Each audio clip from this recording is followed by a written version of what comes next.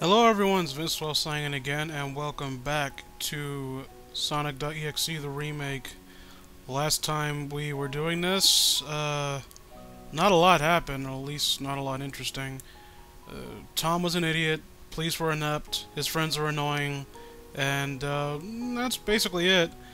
Oh yeah, and they decided to go into the anime club, dorm, room, or whatever, to try and play this game. And I've read a little bit ahead because I've done more than one recording of this, so I apologize if my reactions don't come off as genuine, but that's because I've read this a number of times trying to get what I could consider to be a good take. But enough about that, let's get into this. Sure enough, the door was open. Tom, Roger, Mike, and Vicky enter the classroom. Again, listing their names off because if, we wouldn't have known who was entering the classroom if we didn't name them off one by one. The classroom that the anime club took place in was a fairly large room found on the first floor of the college. Tom placed his laptop on the desk while my mind just had a fart there. While Mike searched for the projector, Vicky sat at a desk while Roger pulled down the projector screen. Ah, found it! Oh wait, I found it, my brother! Mike pulled out the projector as well as the cable required I just had my coffee. I thought I could do this. As well as the cable required from the closet, and brought it over to Tom, who looked it over and worked on it as Mike plugged it into the wall to power it, using the remote to turn it on. After getting everything plugged in, Tom looked to see his desktop on the projection screen. Alright, we're all set. You guys ready? Yep. Roger nodded. Hell yeah, my brother. Mike agreed, sitting next to Vicky. That's a weird-looking game icon you got there, Tom. Vicky commented, pointing at the X8 fissure icon. That's a really awkward way of phrasing a statement, Vicky. Like, I don't think anyone would phrase that in that very peculiar way. I know, right? It's totally fucking what... Tom's voice halted as he looked at the X on his screen. Were his eyes playing tricks on him, or was the X even bigger than the last time he saw it? The lines looked as if they had lengthened slightly, a few more cracks forming from the fissure. Hey, does that X look bigger to you guys? Tom asked quietly. What do you mean? Roger asked, his brow furrowed in confusion. Yeah, I mean, this is a pretty big projection, Mike said cluelessly. Huh. Tom was feeling that old sense of dread from before the last time he played the game. He was worried about what this could all mean, what might happen. Would he see that creature again? Would they see it? Tom ultimately decided to suppress these doubts for the sake of entertaining his friends with this game, and to see for himself what else the game had to offer. Never mind. Let's just get to playing. He moved the mouse over to the icon and clicked it, and waited, watching the screen on his laptop as his friends watched the projection Excuse me, I was fighting off a belch. Watched the projection screen sitting in front of him while he sat behind them with his laptop. I just can't help but have it in my head that JC actually did this with his friends, trying to show off the awesome fan games his fans made for him, while they looking on their phones, looking bored and disinterested. And this is basically how we wish everything went down. Just like last time, the screen went black, then silence. But instead of hearing the Green Hill music box like last time, it immediately cut to the sky background with Sonic, the Sonic title. This surprised Tom a little bit, but he ignored it and pressed enter, hearing Vicky eagerly say, I like that background, it looks so peaceful. JC Hyena has friends, and he apparently has a girlfriend who helped write this story with him. Because I had to remind myself of that because these people don't talk like people, and they don't react to things like people would. And then, once again, that creature's voice. Hiya, good to see you're back. Hey, yeah, what? Oh, it's Sonic! Mike exclaimed in surprise. No, it's not. What kind of reaction is that? Like, yeah, it's a Sonic fan game. Holy shit, Sonic's actually here. I thought it was gonna be fucking Gex. Like, who reacts to like, hey guys, you want to see this creepy Sonic fan game? And then he shows up and is like, oh, Sonic's actually in the thing you said he would be in. Again, characters not acting like actual people or speaking like actual people. Excuse me, put my phone on charge. Tom assured him, a hint of worry in his voice. They weren't with him the first time he played the game. Hearing that voice already sent a chill to Tom. He was worried about what might happen, but he wasn't going to back out now. He continued listening to the voice as it continued talking. I haven't decided on a new game this time. I've been a bit busy today, so instead I'm just gonna drop someone in a new room for y'all. And feel free to explore, and nobody's going nowhere after all. Oh no. As the voice laughed, Roger sarcastically commented like, oh yeah, that laugh's not gonna get annoying anytime soon. Stop bringing attention to what was considered to be the most cringeworthy part of the original story, the fucking Kefka laugh, please. It's not endearing. No, it's not like this is a really effective nudge to the audience. Like, yeah, I'm self-aware. It's just you dig yourself deeper. Tom reflected on the way the creature's voice worded all that. Dread already steeled him to be ready for whatever could happen. The screen faded to a new location. Tom wasn't sure if this was all part of the Ruin City level. It looked like a long hallway lined with many doors. The overall bright theme of the place made it look like it was a hallway in a hotel. Tom moved the camera to see, to his surprise, he was playing as a new character, Sally Acorn. Yeah, okay, and I'm kind of jumping the gun a little bit here because it's addressed later on, or at the very least a little bit more down, whatever. I think it would have benefited the story if Tom was not a fan of Sonic at all and wasn't aware of the characters and their names. Because this game seems to be operating under the assumption that you will know or be invested in the characters, or you watch the TV shows, or you read the comics, and like they're gonna bring it up later on. And I'm speaking as someone who's only peripherally aware of all that stuff and only has a passing interest in this. I don't give two shits in an ass as to these characters' names or what they do or how popular they are. And Sonic is a fairly popular gaming icon, but I don't know, like, you need to approach this as if people are like me, where they have a passing interest and might not know who this character is. People who probably only play the games and, like, most people dropped off until Sonic Mania came back. Like, I don't know, like, Vicky seems to be the one who... The character Vicky seems to be the one who seems to be all that knowledgeable about this kind of stuff, that she seems like the hardcore Sonic fan amongst them. I think it would have been better for not only just the story, but for their group dynamics, if she was the one telling them who these characters were and what they were from, and she was the one that was getting kind of worked up when something out of the ordinary was happening to those characters, because those are her favorite characters from her favorite series. And I guess you could essentially make the conclusion that Vicky would become like a gender-swapped author avatar, but there's nothing. I don't think there's anything inherently wrong with inserting an author avatar, and it's not like JC would make himself look all that bad, because in the context of the story, while Vicky would come off as kind of annoying and kind of obnoxious at times, she would be ultimately right in her conclusions, even though there were leaps of logic amongst their group. But instead, every character here knows about Sonic, is a fan of Sonic, is weirded out by the fact that, oh, Sonic doesn't do that. Like, amongst 4 people, I think there'll be one of them who's like, okay, what's going on? Is this normal for Sonic? I don't play the games. Like, oh, who's that character? I mean, he flirts with it every now and again. Flirts with that idea, like right there, like is that chick that Sonic hung out with in the one cartoon. But yeah, it's only scratching the surface. He's still aware of it, you know.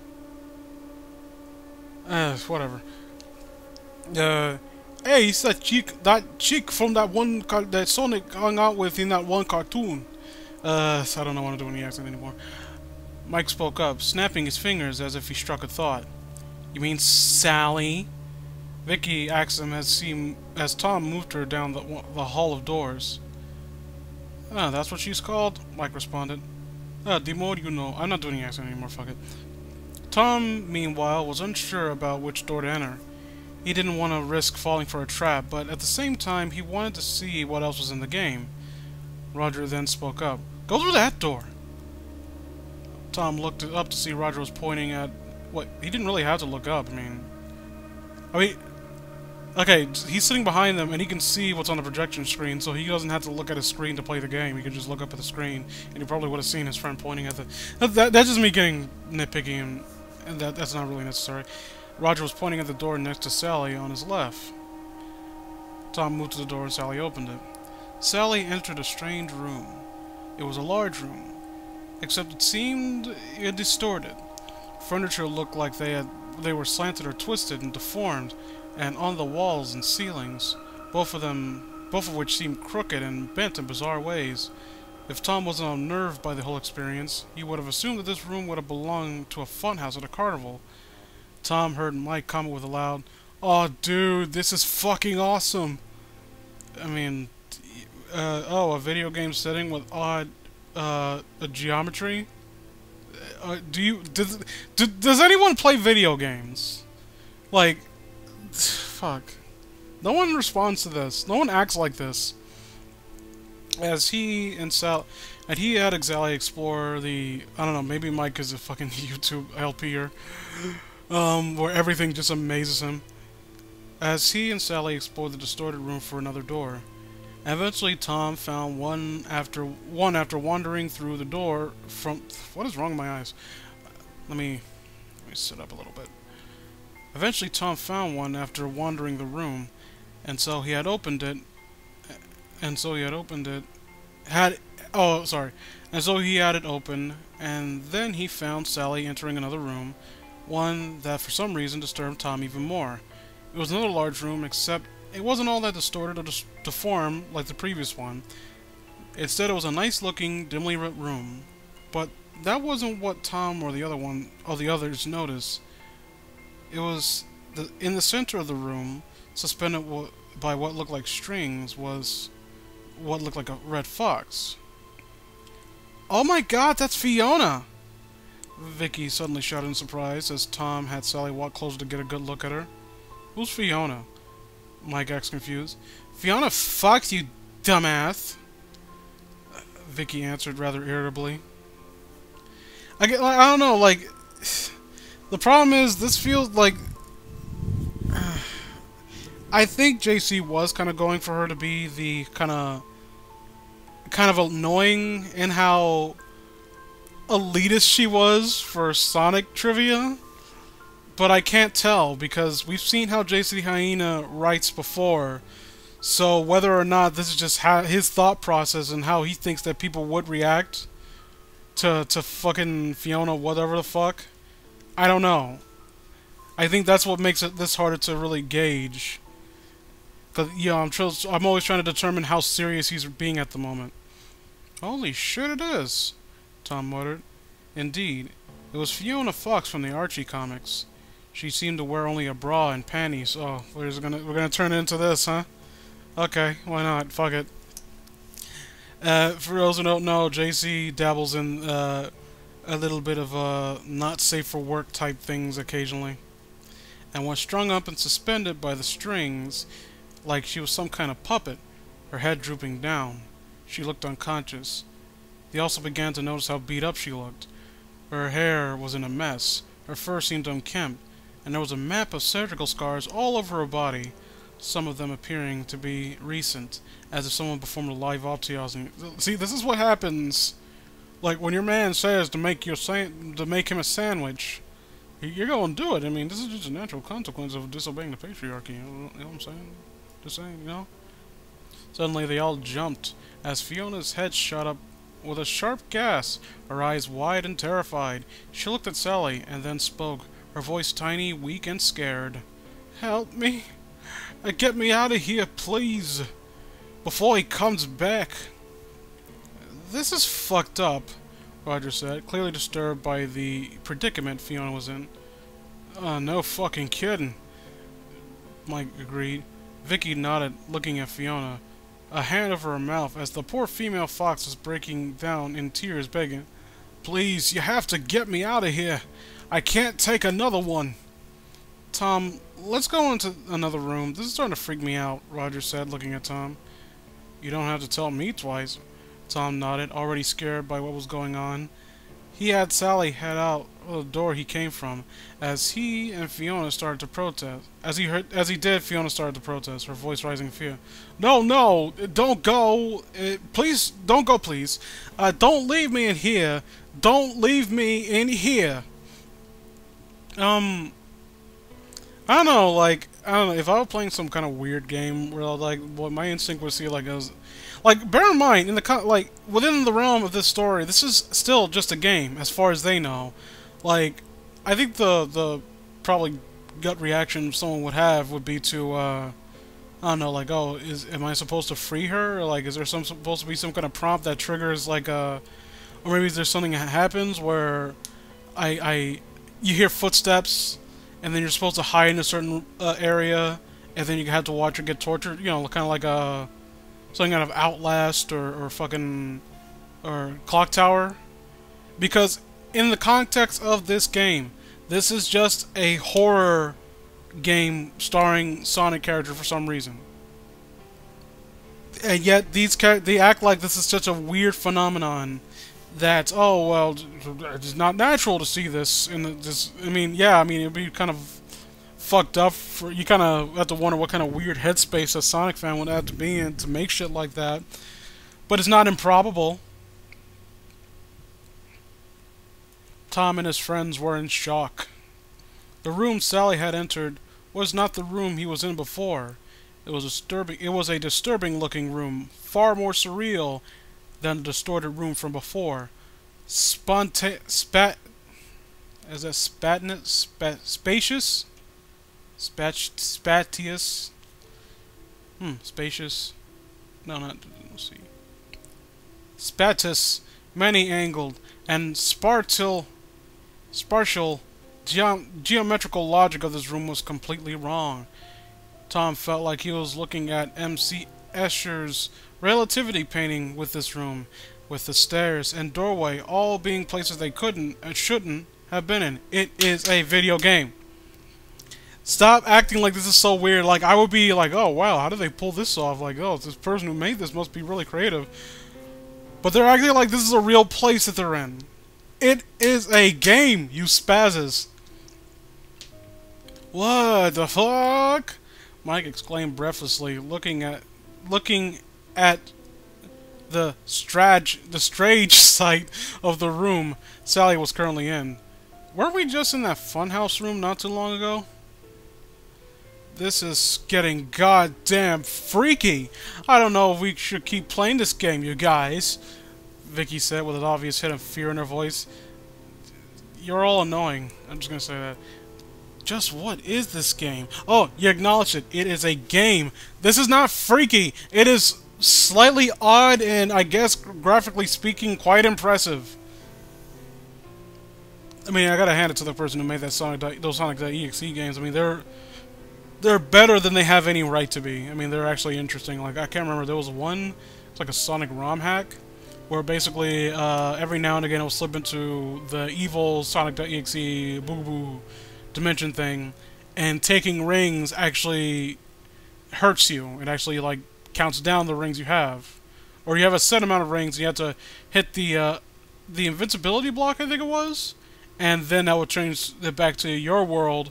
No, I think it was the invisibility television screen, or the when you hit the checkpoints, then it turns back into a normal world and you can collect rings, and basically to gear up until you... It's a weird realm hack, but actually really creative.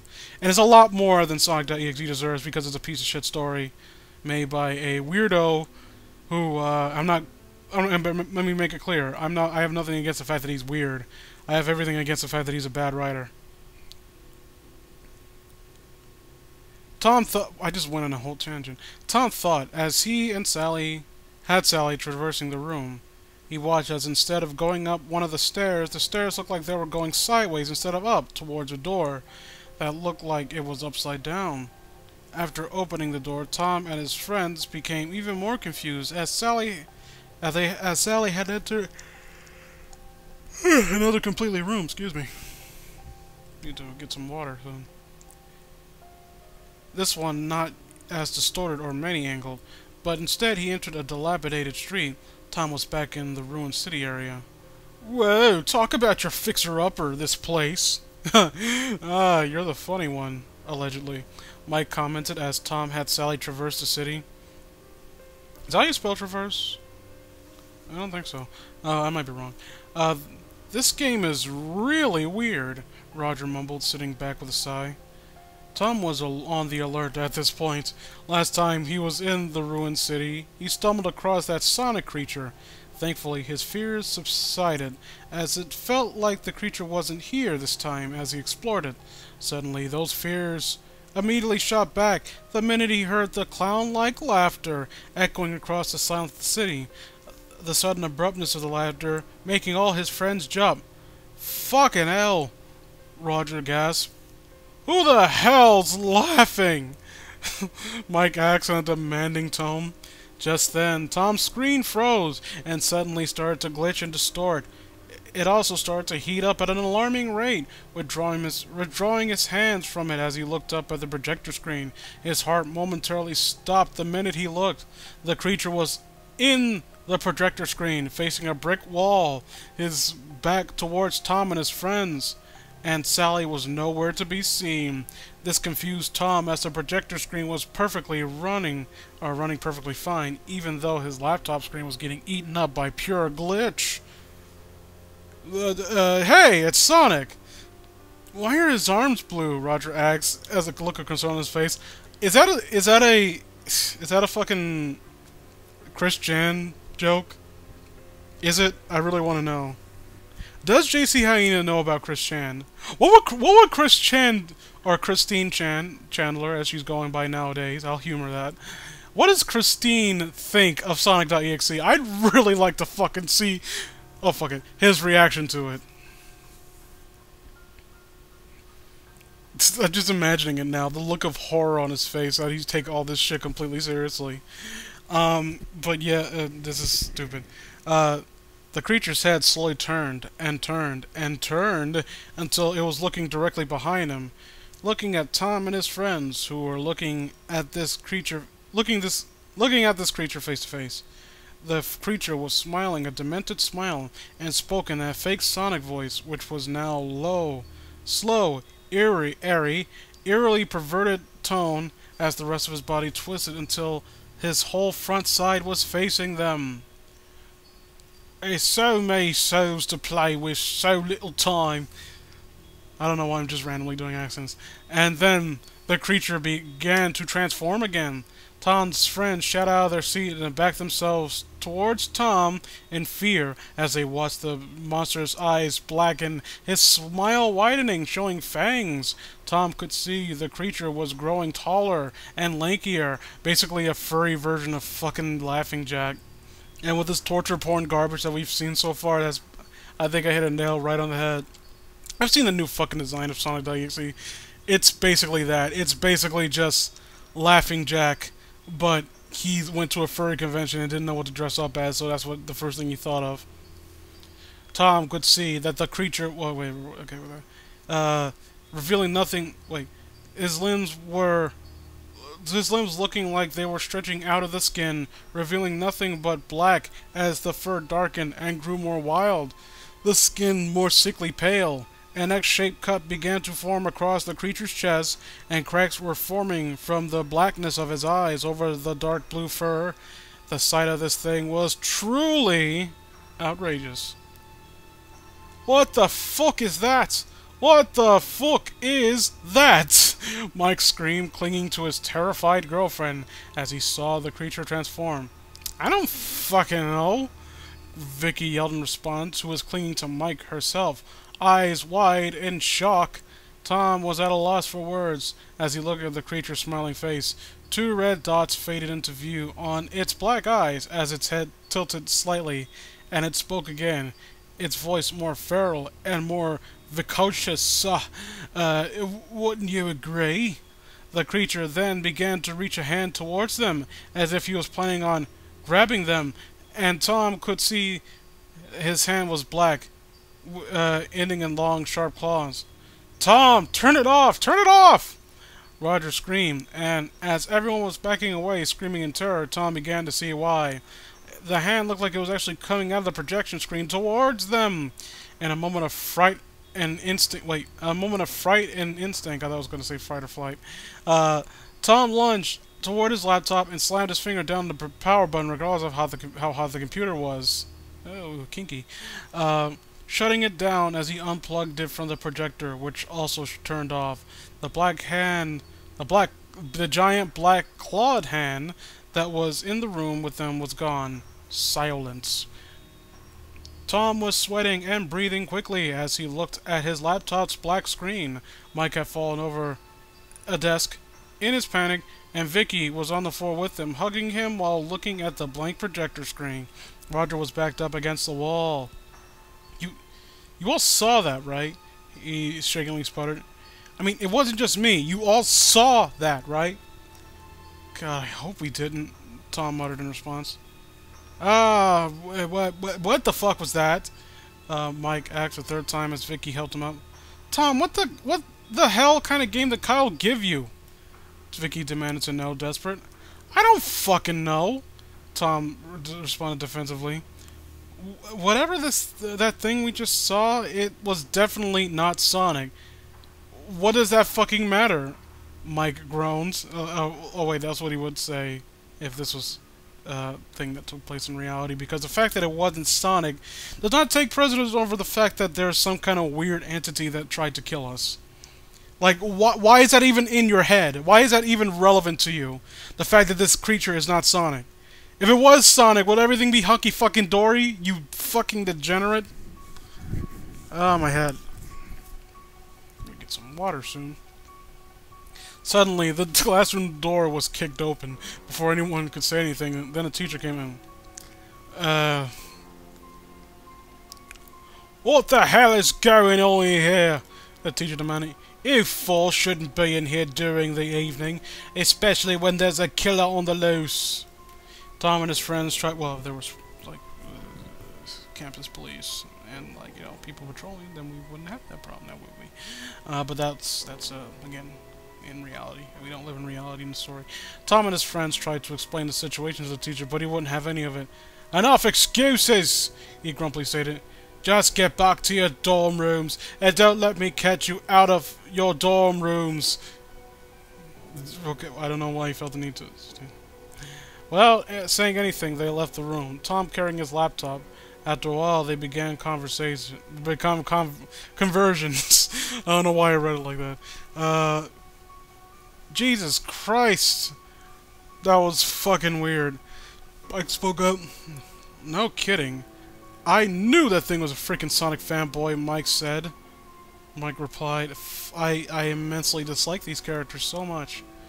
I mean, yeah, the fact that it was it subverted their expectations when it being a Sonic. Like, why is it at all important that it isn't Sonic that is going to be stalking them now? Why should that even take any residence in their minds? I don't know. It's like that fucking say what you want about Squidward Suicide. It didn't hold.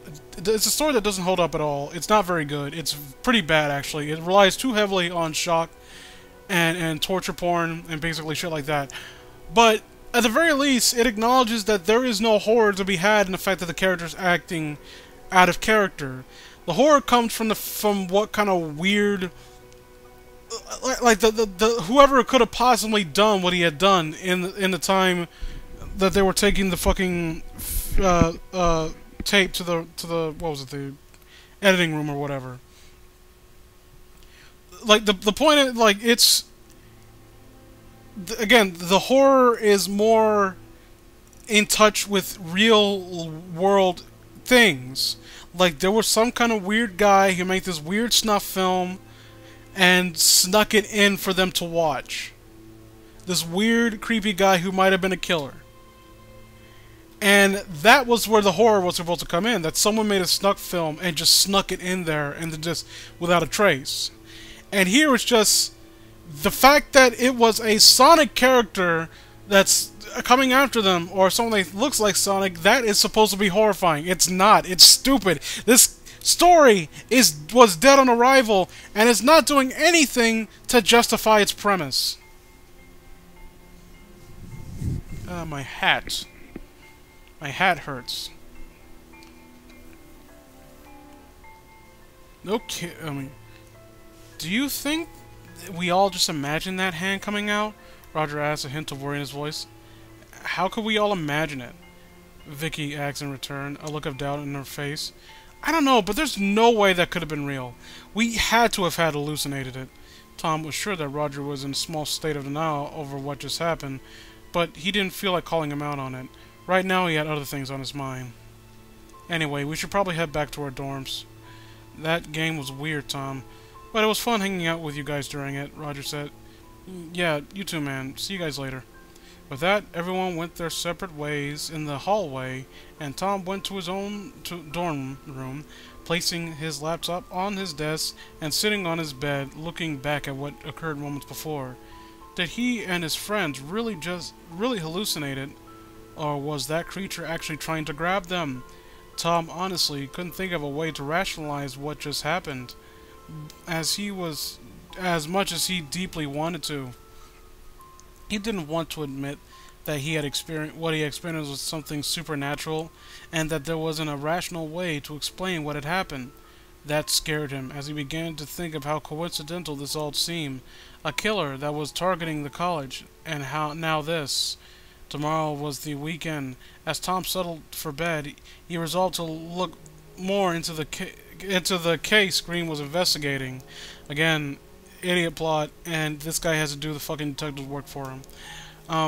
The next day, Tom headed for the library, hoping to find something that would prove useful in the investigation. After signing in, he looked through the books first on his way to the computers. How would that help at all? Like, really, how would that help at all? Like, I don't know, like, this is a very peculiar case that... Fuck it, I don't care. After a short browse, he stumbled across possibly one of his more favorite books, Beneath the Layers of Reality by Jack Cranley. He was a fan of Jack Cranley's novels, and thought about checking out a couple copies himself once he was done. He sat down in front... Was that coincidentally JC's favorite book series too? I'm asking, I'm curious. That's one thing that writers need to be in the habit of not doing, is that when you're writing a character, you need to understand that there are people with differing opinions and differing interests out there, and it is very unrealistic if all the characters in the story happen to have an interest that coincides with yours. 4 people in this group, and they're all huge fans of Sonic. As if that's the one thing that ties them together. Like, I'm friends with Sean, you know, Third of Clubs, and we have interests, but we have also differing interests. I mean, that's how friendship kind of works, that you sometimes have friends that don't really take an interest to what you are a fan of. But no, everyone's just the same in this world, except a difference in genitalia and appearance, and that's it. He sat down in front of a computer, logged in using his student ID, I said student, and began his research. He went on Google. What did he Google search? His research, apparently, which is more intensive than Detective Green's, was to go on Google. Amazing. That's one step above Detective Green. He went on Google and then searched up on the murders, being sure to specify the snapped jaws and the broken laptops as he did so. Not surprisingly, a lot of articles regarding the murders came up. Tom looked through one. Same details as what Green told him. People found in their homes, mouths ripped open, their esophagus torn apart from on the inside, their laptops damaged in some way, everything. He looked through several more articles. He was surprised at how many people had been killed in such a cruel and monstrous way, but nevertheless continued reading. Eventually, he came across peculiar, unrelated stories in these articles, particularly ones about a... My eyes are fucked up. I was about to... particularly ones about a clit. That's what I read that as at first, and then I corrected myself in my head. I don't know. The clit of X. Why not? Fuck it. That's what they're called now. Particularly ones about a clit that seemed to have become more active around the time that the murder started. Well, you know, some people are into that. You know, I'm not gonna kink shame. Tom thought of this as odd, but he figured he'd ask Green about it when he called him again. Then Tom began to wonder something, remembering Derek saying how the computers were always found with their screens broken and their batteries completely drained. He then proceeded to look up on how it was happening. Unfortunately, to his disappointment, most of his searches ended up resulting in the usual articles regarding computers' batteries dying, such as old batteries, poor CPU design, and overall negligence. He then began to think of what the creature said the last time he played the game. So many souls to play with. He repeated those words in his thoughts. He began to think about what the creature... He then Googled souls and found an interesting... I'll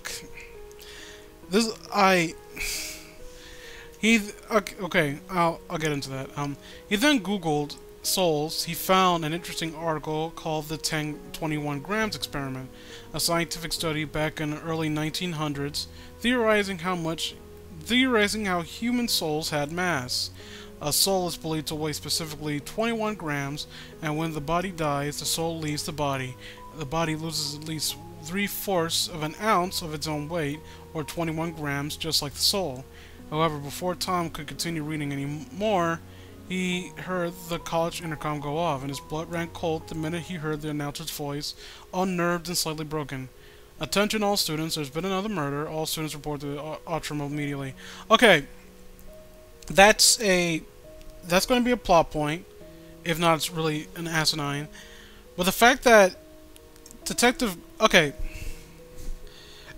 fact that he's doing all this investigative work and not the fucking detective that's in the story.